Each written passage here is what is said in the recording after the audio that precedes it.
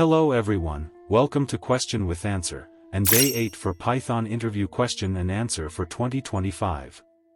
If you haven't watched previous videos, please watch it. You can find link in description below. So, whether you're preparing for an upcoming interview or just looking to sharpen your coding skills, this video is absolutely for you. So if you are ready, let's start today's video.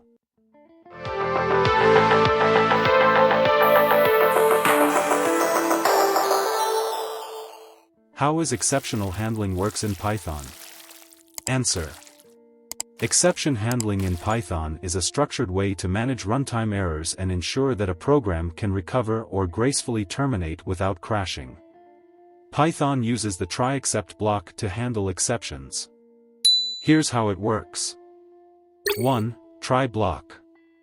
Code that might raise an exception is written inside the try block. If no exceptions occur, the except block is skipped. 2. Except block.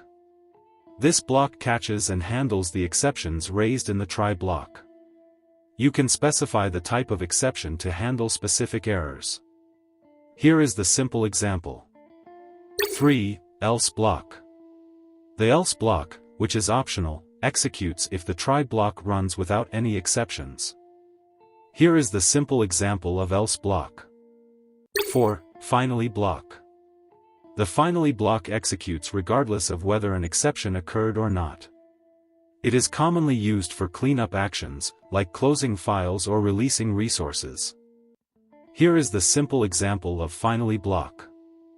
Python also supports raising exceptions explicitly using the raise keyword and defining custom exceptions by extending the exception class. Exception handling is essential for writing robust programs, as it allows developers to anticipate and manage potential errors gracefully. That's all for this video. If you found this video helpful, don't forget to subscribe, give it a thumbs up, and hit that notification bell for more content, so you don't miss any upcoming video.